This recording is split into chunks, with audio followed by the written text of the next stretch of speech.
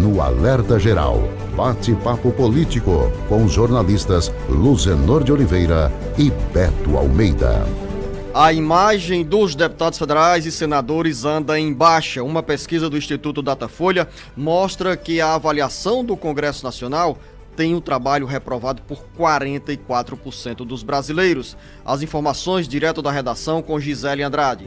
Em meio à crise institucional provocada pelo presidente Jair Bolsonaro, aumentou o desgaste da imagem do Legislativo. Para 44% dos brasileiros, o trabalho de deputados federais e senadores é ruim ou péssimo. É o que revela a pesquisa do Datafolha, feita de 13 a 15 de setembro, na qual foram ouvidas 3.667 pessoas com mais de 16 anos em 190 cidades. A margem de erro é de 2 pontos percentuais para mais ou para menos. Em relação ao mais recente levantamento, realizado em julho, o número representa uma piora. Na época, 38% dos entrevistados reprovavam os congressistas. No mesmo período, houve o desenrolar da crise do voto impresso, que opôs Bolsonaro ao Judiciário, mas também ao Congresso. Há outras insatisfações com o Congresso. Como a mesma pesquisa do Datafolha mostrou, 56% dos brasileiros desejam a abertura de um processo de impeachment contra Bolsonaro, ato que é privativo do presidente da Câmara. Já na outra mão, a que desagrada os bolsonaristas, o presidente do Senado, Rodrigo Pacheco, tem tomado decisões contrárias aos desejos do Planalto. Direto da redação, Gisele Andrade para o Alerta Geral. Essa pesquisa, jornalista Beto Almeida, mostra também o desgaste de outras instituições, como, por exemplo, os partidos políticos sofrem a desconfiança de 61% dos entrevistados. A rejeição às siglas era de 58% em 2019 e agora chega a 61%. Mas outras instituições, como o Ministério Público e também o Poder Judiciário, têm a imagem afetada com desaprovação pelos brasileiros. Jornalista Beto Almeida, sinais de que a pandemia fez mal ao Poder Legislativo no modelo de trabalho remoto e também ao Poder Judiciário. Bom dia! Beto Almeida. A análise política com credibilidade e isenção. Bom dia, Luzenor. Bom dia aos nossos ouvintes. A pesquisa, Luzenor, ela não chega, vamos dizer assim, a surpreender, né? A população parece que já tem em si, latente, um sentimento antipolítica.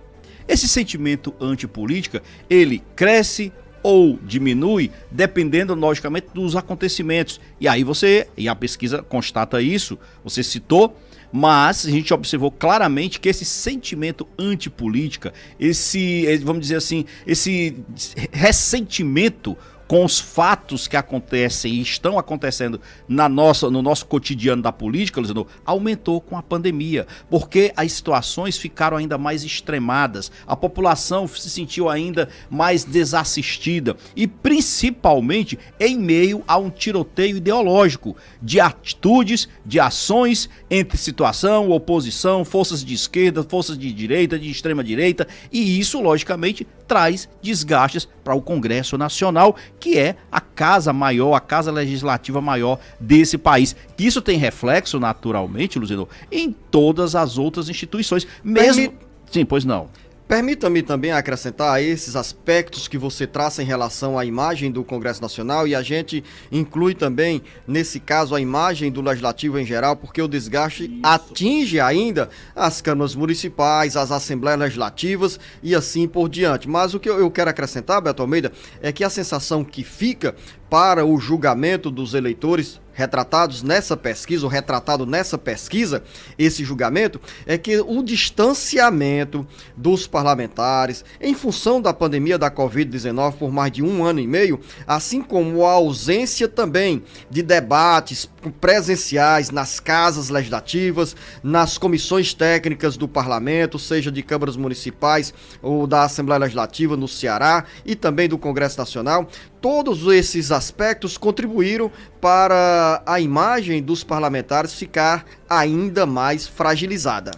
Correta a sua leitura, Luciano, correta. E aí, quando a gente vê o seguinte, na retomada mesmo gradual das casas legislativas, o que nós temos acompanhado é exatamente esse movimento, esse ringue, literalmente, entre os políticos. E aí sobra para quem? para os partidos, que são as agremiações que estão, vamos dizer assim, na linha de frente de visibilidade desses políticos. 61%, Luzenor, dos entrevistados por essas pesquisas têm desconfiança em relação aos partidos políticos.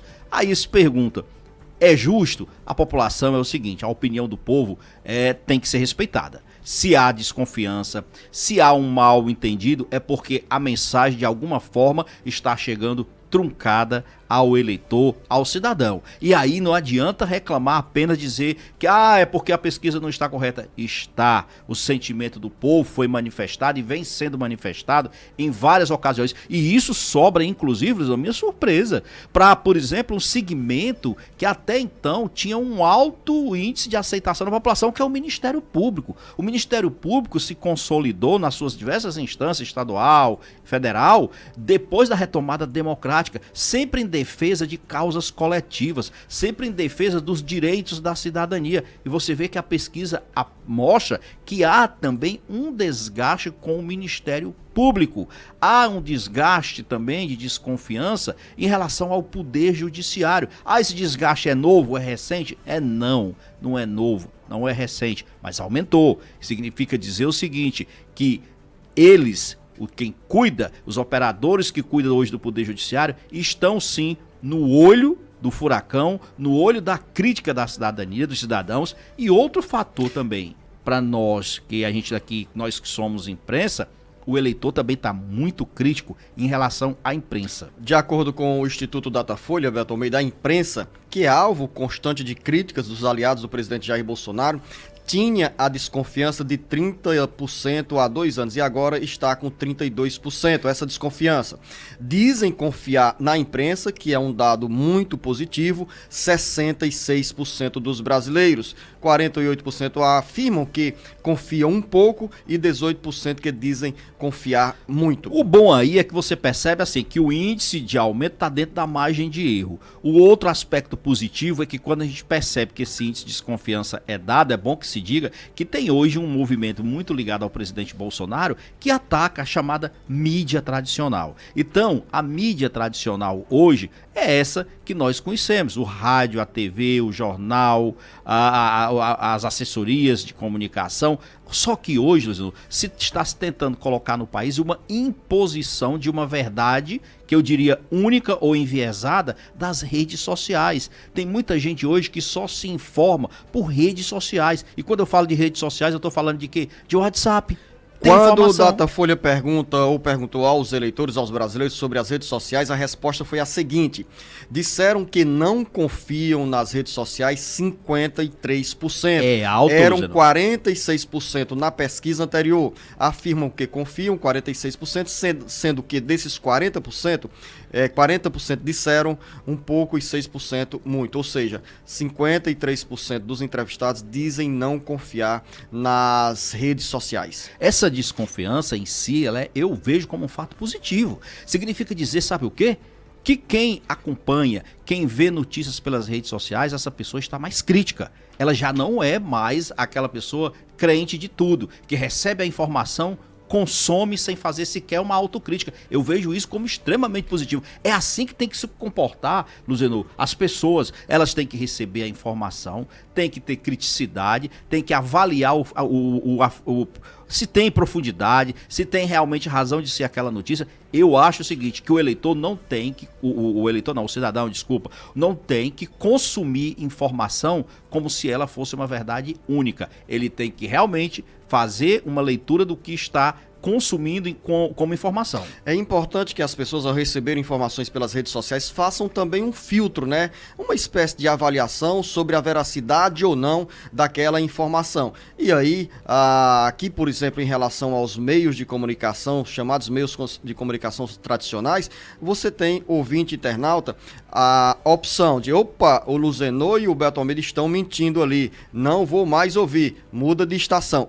Vou confiar na informação verdadeira do Jornal Alerta Geral, porque pelo menos aqui nós temos a preocupação, a gente comete erros, a gente comete falhas, mas a nossa preocupação é levar a você, ouvinte internauta, uma informação que tenha credibilidade, que seja segura e que você confie. Só para concluir ainda em relação à pesquisa, eu também tenho só um adendozinho para colocar. em observação em relação a essa pesquisa, né? Que, em primeiro lugar, em termos de avaliação positiva, está as Forças Armadas com 76%. A desconfiança em relação às Forças Armadas aumentou numericamente dentro do que os técnicos chamam dentro da margem de erros, né? Em 2019, 19% não confiavam nas Forças Armadas e agora esse percentual é 22%. Mas está o percentual expressivo entre as instituições mais acreditadas, que é as Forças Armadas. 76% dos brasileiros confiam. Sabe o que eu também achei positivo na pesquisa? É que tem, bem rapidinho, os jovens de 16 a 24 anos são eles que tendem mais a confiar nos partidos políticos, no judiciário e no Congresso Nacional. Ou seja, Luzenor, a juventude pode ser a saída. Pois é, Beto, é um bom indicativo, né? É um que bom mostra indicativo. aí a esperança e gera expectativa sobre uma renovação, né, nos costumes de política, da atuação de diferentes instituições a partir do engajamento da juventude. E daqui a pouco, dentro do bate-papo político, Beto? Vamos conversar, Luzenor, sobre essa proposta que cria um 14º salário extra para aposentados e pensionistas. O impasse sobre a votação do projeto que trata do pagamento dos precatórios e as mudanças no imposto de renda propostas pelo Palácio do Planalto aumentam pressão para o governo federal prorrogar o auxílio emergencial. Carlos Alberto. O auxílio emergencial termina mês que vem. Mas a dificuldade do governo em resolver o pagamento dos precatórios e a falta de previsão orçamentária para custear o novo programa social do governo, o Auxílio Brasil, tem feito crescer a pressão para prorrogar o benefício. Uma parte dos integrantes do governo quer aprovar o Auxílio Brasil de R$ 300 para 17 milhões de brasileiros, com solução para precatórios e a reforma do imposto de renda em 30 dias. Outra parte, a mais política, torce para a prorrogação do auxílio emergencial maior e para o dobro de pessoas, o que pode ser mais danoso para o equilíbrio orçamentário, inclusive com a possibilidade de que essa despesa fique fora do teto de gastos, piorando a situação fiscal. Com a proximidade do ano eleitoral, integrantes do governo pressionam para elevar ao máximo possível os gastos sociais. O próprio presidente Jair Bolsonaro já disse diversas vezes que gostaria que o novo benefício fosse de R$ 400. Aliados temem o impacto na popularidade do presidente com o fim do auxílio emergencial, que pode deixar 25 milhões de pessoas sem os recursos, grupo que não migrará automaticamente para o Bolsa Família, que hoje atende 14,6 milhões de famílias com benefício médio de R$ 192. Com notícias da área social, Carlos Alberto para o Jornal Alerta Geral. Jornalista Beto Almeida, estão aí os números trazidos pelo Carlos Alberto, retrato também do impasse nas negociações nos bastidores do Congresso Nacional para o governo federal avançar com a aprovação da PEC que trata sobre o parcelamento dos pagamentos de precatórios e também as mudanças no imposto de renda. Tudo isso o governo quer aprovar para garantir mais recursos no sentido de bancar em 2022 o Auxílio Brasil, hoje chamado de Bolsa Família. E aí entra a questão econômica, o aspecto político, porque também tem desdobramento nas eleições de 2022, mas acima de tudo, e o quadro de maior preocupação, a partir do momento que acaba o auxílio emergencial, deixando descobertos aí pelo menos 27 milhões de pessoas, jornalista Beto Almeida, e sem um outro guarda-chuva de proteção, vamos ter uma situação social extremamente caótica, com índices de misérias ainda mais elevados. Será que na agenda do governo federal já está a possibilidade de prorrogação por mais alguns meses do auxílio emergencial, diante de todo esse impasse na busca de recursos para bancar o programa? Luzenor de Oliveira, nós falamos sobre isso aqui ontem. Nós dissemos exatamente o seguinte: o governo está nessa busca desenfreada, desesperada, para conseguir recursos extras para pagar os 2 meses de novembro e dezembro do novo Bolsa Família vitaminado, que é o Auxílio Brasil. Mas eu disse aqui que isso não iria resolver completamente a situação, porque tem a questão do auxílio emergencial. O auxílio emergencial, ele não é exclusivo para quem recebe o Bolsa Família. O auxílio emergencial, ele paga muitas pessoas que estão hoje desempregadas, mas que não recebem o Bolsa Família. Então, esse número, esse percentual que é significativo de famílias que vão ficar de fora do Bolsa Família, Luciano, a partir de novembro, que termina agora em outubro próximo, é a última parcela a ser paga. Então, essa pressão vai crescer sobre o presidente Bolsonaro. O governo vai se sentir pressionado a ter que ampliar, esticar mais o auxílio emergencial. Olha só, um estudo, a situação não é fácil, porque no ano passado, as parcelas eram pagas de R$600 ou R$1.200, se a mulher fosse chefe de família. Só, Luzenor de Oliveira, que o valor foi reduzido. Além do valor ter sido reduzido, nós ainda estamos com a inflação em crescimento, galopante até. E aí, o que aconteceu? Pesquisa aqui, levantamento feito pelo IBGE, especificamente para São Paulo, mas que se aplica a qualquer capital, aqui a Fortaleza, ao Ceará. Olha só, a combinação de cortes no valor do auxílio emergencial e a inflação fez com que o auxílio emergencial perdesse 78,7% do poder de compra da cesta básica, Luzenor. Ou seja, isso em São Paulo. Na época, as famílias, como eu falei, recebiam 600 ou 1.200. Agora, olha só aqui o que chegou a conclusão do IBGE, do DIEESE, desculpe. Com o valor mínimo de R$150, que é o que é pago hoje, Luciano, dá para comprar apenas 23% de uma cesta básica. No ano passado, quando começou a ser pago, uma cesta básica de São Paulo, que é a mais cara, a mais completa do país, você comprava por R$551, ainda sobrava dinheiro, porque era R$600, o mínimo que pagava. Então você imagina. E aí hoje você recebe 150, 250 ou 375, quando é chefe de família. Significa dizer que essa pressão para o governo prorrogar o auxílio emergencial vai continuar, porque o desemprego continua em alta, a economia ainda não absorveu ainda a mão de obra, nós temos ainda uma dificuldade de muita gente de retornar às suas atividades normais. E aí, como é que fica? Fica numa situação crítica e, naturalmente, de expectativas para as famílias pobres que hoje estão beneficiadas pelo auxílio emergencial. Aliás, você sabe cita esse estudo feito em São Paulo, mas é uma realidade que está também bem pertinho aqui da gente na região metropolitana de Fortaleza, entre moradores de cidades do Vale do Jaguaribe, da Serra Grande, da Ibiapaba, da região dos Sertões de Crateús, em todo o interior do Ceará. Todos estão sofrendo neste momento e basta ver, por exemplo, nas grandes cidades como Fortaleza, que nós temos um número cada vez maior de pessoas nos sinais, nos cruzamentos, pedindo ajuda porque a fome bateu a porta. Vamos falar... Olha só, bem Beto, rapidinho, a inflação medida pelo IBGE para o INPC, que é o índice que se calcula, Luciano, em cima dos gastos que envolve a maior parcela da população mais pobre. A inflação hoje está, acredite, 11,1%. Segundo o IBGE, para manter o mínimo para essas famílias, o auxílio emergencial deveria ser de R$ 701,66. Tem notícia na agenda política. A Assembleia Legislativa anunciou a definição da data para a realização do concurso público. A medida foi anunciada pelo presidente da mesa diretora, Evandro Leitão, como conta a repórter Raquel Tavares. O concurso da Assembleia Legislativa, que convocará servidores para casa, já tem uma nova data para acontecer. Foi o que anunciou nesta quinta-feira o deputado presidente da mesa diretora, Evandro Leitão. O certame, antes agendado para o dia 7 de novembro, agora ocorrerá no dia 19 de dezembro.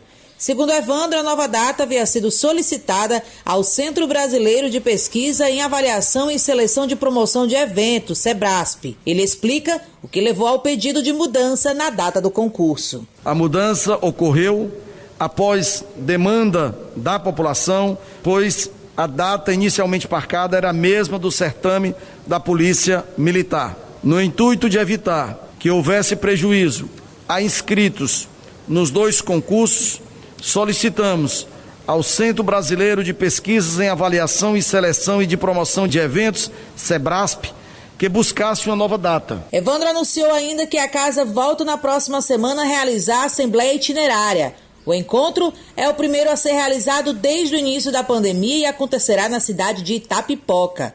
A programação leva os trabalhos legislativos para o interior do estado, descentralizando as tomadas de decisões que acontecem na sede do Poder Legislativo na capital. Ainda, segundo o deputado, na ocasião será realizada também uma feira de negócios e um festival cultural. Com a redação do Ceará Agora para o Alerta Geral, Raquel Tavares. Já estamos olhando aqui para o relógio, Beto, mas ainda dá tempo de falar sobre as eleições de 2022. Os bastidores políticos ganham uma nova movimentação com a chegada do ex-juiz da Lava Jato, Sérgio Moro, que desembarcou no Brasil para reuniões e discussões sobre o futuro político.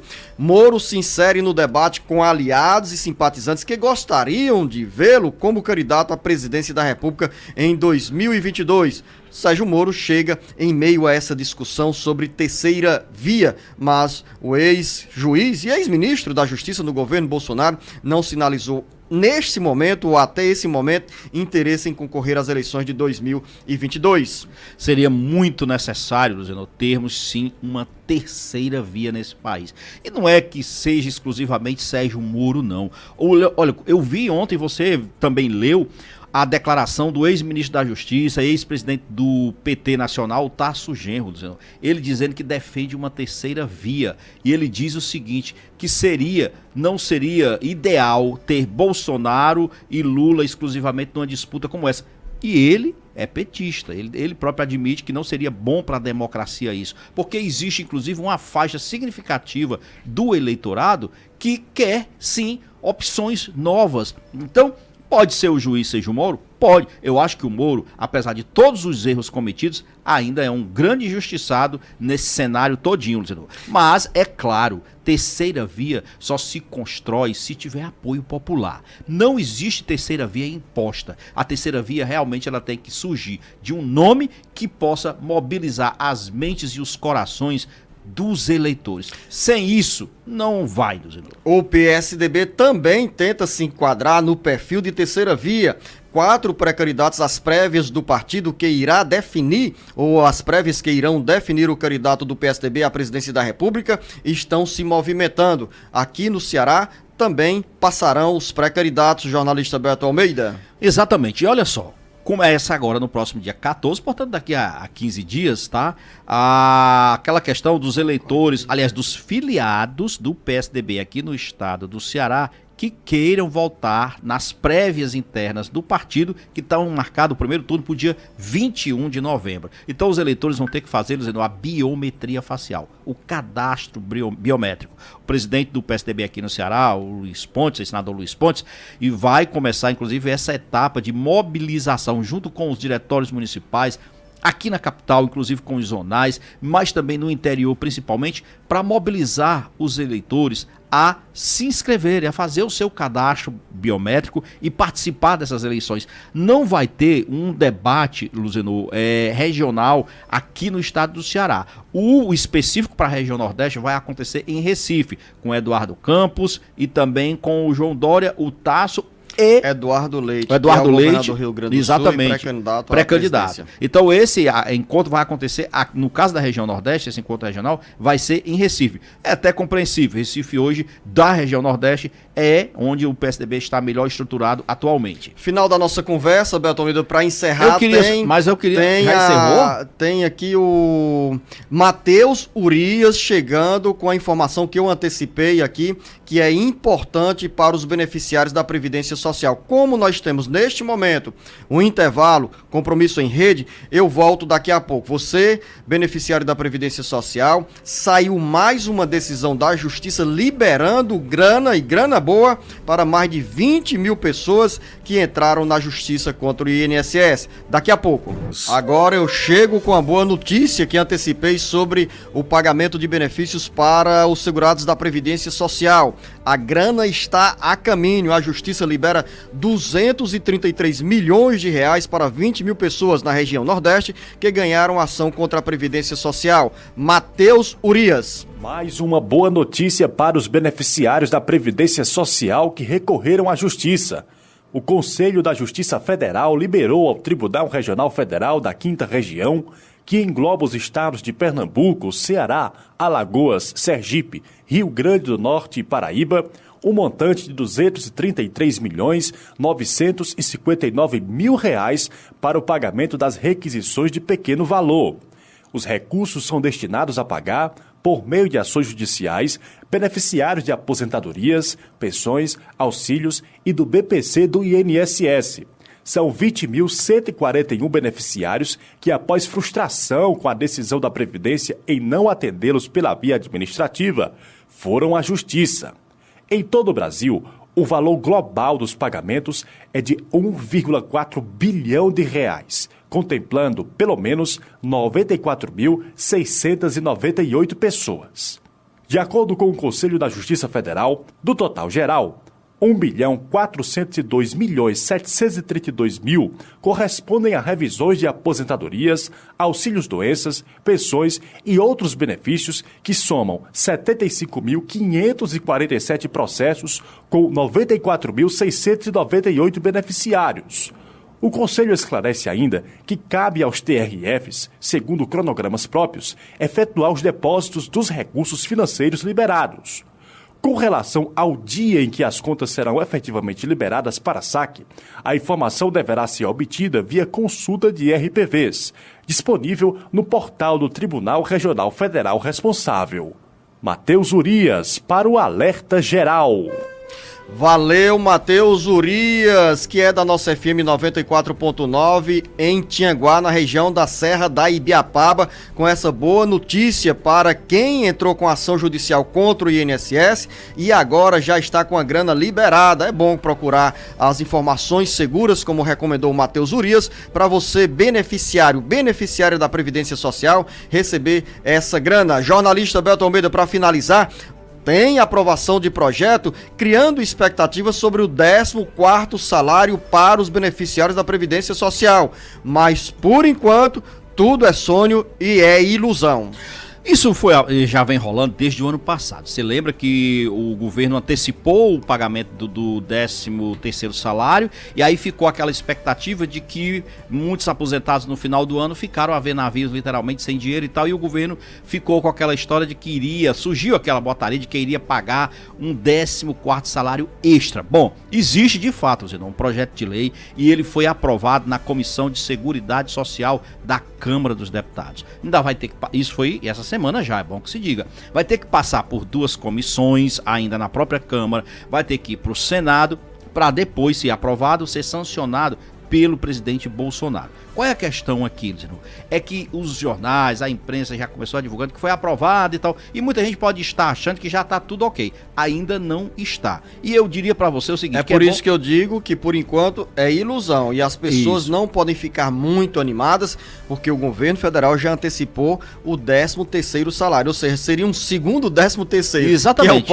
Que é o 14º. É uma cota extra específica para aposentados e pensionistas do INSS, mas que naturalmente, Luciano, ainda tem alguns problemas a enfrentar. Primeiro, não tem, vamos dizer o seguinte, o engajamento realmente dos parlamentares. Isso é visível. Segundo ponto, que é bastante criticado, esse projeto ele não aponta de onde vai se tirar esse recurso extra para pagar exatamente esse 14º salário. Então, por conta desses fatores e da dificuldade que o próprio governo está tendo, Luciano, em finalizar as contas da União nesse ano de 2021, é bom ficar aí com as expectativas de molho para ver no que vai dar. Final da nossa conversa, quero convidar a você, ouvinte internauta, a nos acompanhar amanhã a partir das 7 horas pelo rádio e pela internet, no jornal Alerta Geral Especial sobre os caminhos da aposentadoria. Muitas informações com orientação e esclarecimento a quem tem dúvida na área da Previdência Social. A participação do professor, advogado e especialista na área do direito previdenciário, Paulo Bacelar. Jornalista Beto Almeida, ouvinte internauta, você, uma boa sexta-feira. Um bom dia a todos, bom final de semana e até segunda.